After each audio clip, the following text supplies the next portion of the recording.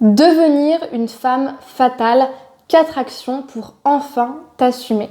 Bonjour à toi, j'espère que tu vas bien et bienvenue sur ma chaîne YouTube S'aimer plus dans laquelle aujourd'hui on va parler d'estime de soi, on va peut-être parler un petit peu de séduction mais surtout de ce qui est le plus important en fait quand tu veux te développer en tant que femme, quand tu veux faire la différence dans ta vie, quand tu veux enfin te faire passer en priorité et prendre le temps pour toi, pour ne pas perdre ton temps justement, eh bien c'est justement d'être un petit peu la girl boss de ta vie et de te donner l'occasion de simplement réfléchir à qui tu veux être, à comment tu veux te manifester dans la vie, comment tu veux te voir exister et comment tu veux te voir évoluer.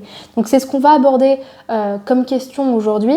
Si tu ne me connais pas encore, je me présente, je m'appelle Chloé Mercart et je suis ta coach en amour et en amour de toi, spécialisée dans l'accompagnement de la dépendance affective et dans le renforcement de l'estime de soi. En 2019, j'ai créé S'aimer plus pour permettre à chaque femme d'apprendre à s'aimer et à se choisir afin qu'elles entretiennent des relations sentimentales plus épanouies et plus sécurisantes pour elles.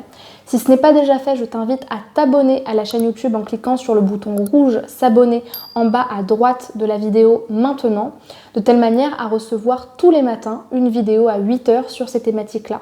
Et pense bien à activer la cloche pour recevoir toutes les notifications.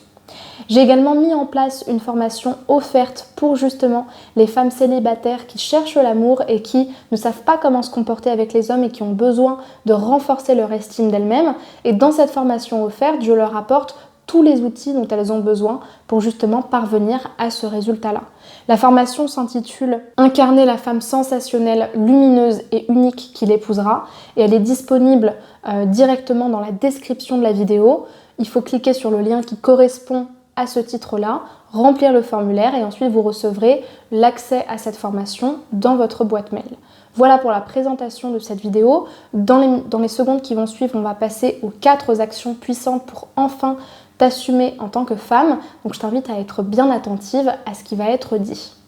En fait, souvent, l'erreur que font les femmes quand elles veulent séduire les hommes et dans la séduction en général, c'est qu'on veut être des femmes fatales pour eux avant d'être des femmes fatales pour nous. Et ça, c'est vraiment le résumé de la plus grosse erreur que je pense une grande majorité des love coachs ont dit à travers Internet. C'est l'idée qu'une femme fatale, elle est fatale que pour les hommes, que à travers les relations, et que quelque part, c'est l'idée d'une femme qui n'existerait qu'à travers ces relations, qui ne serait qu'un cliché d'une image idéalisée de la femme. En fait, la vraie femme fatale 2.0 et qui marche vraiment et qui fait vraiment craquer les hommes et fondre les hommes, pour moi, c'est une femme qui est déjà fatale pour elle à l'intérieur de sa vie. Je ne sais pas si vous regardez mes vidéos depuis longtemps, mais j'ai tout le temps une formule que je répète, c'est authenticité plus indépendance d'esprit est égale l'étincelle.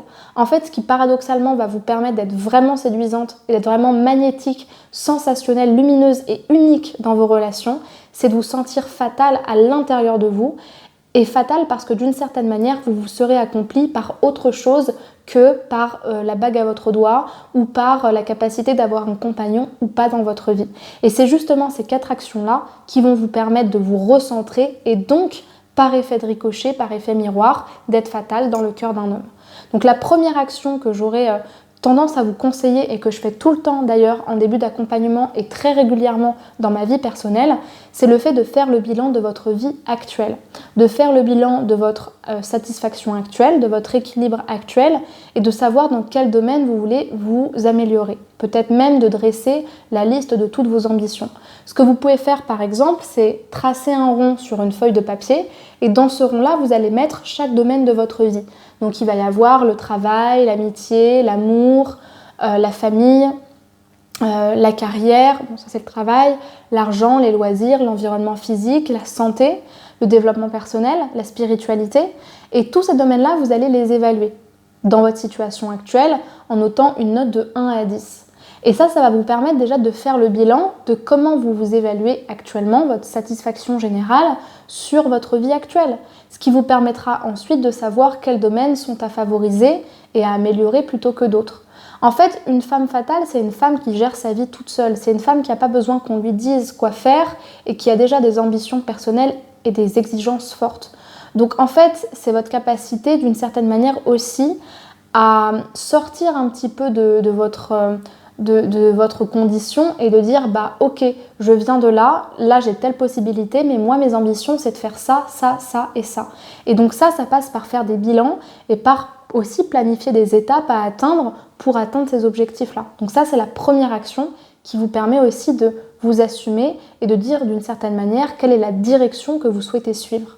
La deuxième action qui est plutôt, je trouve, un chemin de vie, mais que vous pouvez déjà faire pour vous assumer et pour être une femme fatale, c'est de renforcer vraiment de manière considérable votre estime de vous-même, c'est-à-dire votre capacité à vous accepter tel que vous êtes, sans condition, avec vos défauts, avec votre poids, avec vos maladies, avec vos ombres, avec vos difficultés, mais aussi la manière de vous regarder avec bienveillance, avec objectivité, de savoir critiquer ce qui ne va pas, mais ne pas critiquer votre personne, de savoir aussi avoir confiance en vous pour dire votre avis, pour dire votre désaccord, pour affirmer vos besoins, votre opinion. Tout ça, c'est l'estime de soi. Il y a plein de manières de la travailler, vous en trouverez plein dans mes vidéos, mais moi je dirais que s'il y a, allez disons, 3 choses que vous pouvez mettre en place pour renforcer votre estime de vous-même, je dirais que c'est même 2 choses principales, c'est la bienveillance, et la bienveillance vous pouvez entre guillemets la développer en vous disant bah, si j'étais ma meilleure amie, comment je me regarderais ? Bah, je me regarderais avec bienveillance, je me regarderais avec objectivité. Quand je fais une critique, elle est objective et elle est bienveillante, elle est basée sur le comportement et non sur la personne. Et surtout, l'estime de soi, c'est aussi être capable de se responsabiliser, mais de se responsabiliser de manière objective, c'est-à-dire il n'y a pas que ce côté de se culpabiliser, mais c'est aussi savoir se dire qu'est-ce qui est en mon pouvoir et qu'est-ce qui ne m'appartient pas. Qu'est-ce que je suis en mesure de travailler et quel est ce sur quoi je dois lâcher prise parce que d'une certaine manière, ça ne me regarde pas. Et des fois, s'occuper de ce qui ne nous regarde pas, c'est aussi significatif d'un manque d'estime de soi. Des fois, c'est parce que j'ai pas assez d'estime de moi-même que je vais m'occuper d'une histoire ou d'un homme qui en fait ne veut pas être avec moi, tout en me fermant les yeux parce qu'au fond, je ne crois pas que je mérite l'amour. Donc tout ça, c'est lié à l'estime de soi. Mais déjà, les premières choses que vous pouvez faire, c'est déterminer quelles sont les premières étapes que vous pouvez mettre en place pour prendre soin de vous, pour vous accepter, pour vous regarder avec bienveillance et justement pour vous responsabiliser et vous détacher de ce qui ne vous regarde pas. Également, le point très important qui va vous permettre de renforcer votre estime de vous-même, c'est vraiment, et de vous assumer, c'est de replacer vos relations, qu'elles soient amoureuses, familiales, amicales ou professionnelles, là où elles doivent être. Une personne ne doit pas être tout le pilier de votre vie. C'est un plus, et notamment les relations amoureuses. Donc d'une certaine manière, si vous êtes dans des relations bancales, déséquilibrées, où c'est tout le temps à vous de vous investir, de sauver l'autre, de au contraire le contrôler ou même l'excuser pour qu'il y ait une relation, bah ça c'est pas équilibré. Donc ça vous permet aussi de revenir au centre en vous disant finalement le pilier c'est moi-même et une relation ça doit être un plus. C'est moi que je fais passer en priorité. Parce qu'en faisant ce processus-là, ça vous permet en fait de renforcer votre sentiment de vous sentir en sécurité à propos de vous-même. Et plus vous vous sentirez en sécurité à propos de vous-même, plus vous pourrez ensuite vous affirmer dans vos relations.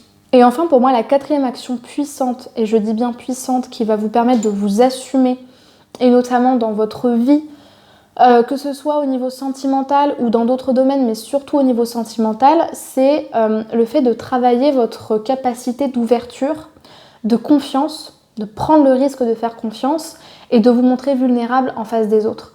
Parce qu'en fait, plus vous allez être capable de vous montrer tel que vous êtes en face des autres, plus vous allez être capable de vous assumer. Ça va de pair en fait. Plus je m'accepte, plus je ne cherche pas à vivre et à me montrer à travers un masque.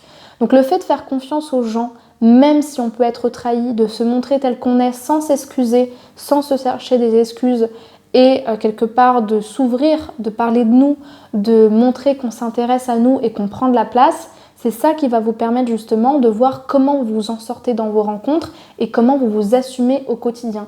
Si vous n'êtes que renfermé à l'intérieur de vous-même, il peut y avoir un changement, mais finalement le changement il sera pas dans les faits, il ne sera pas ancré parce que vous ne l'aurez pas expérimenté. Donc en fait il y a beaucoup de choses que vous pouvez faire pour vous assumer en les testant à l'extérieur de vous-même et notamment dans vos relations et dans votre vie de tous les jours.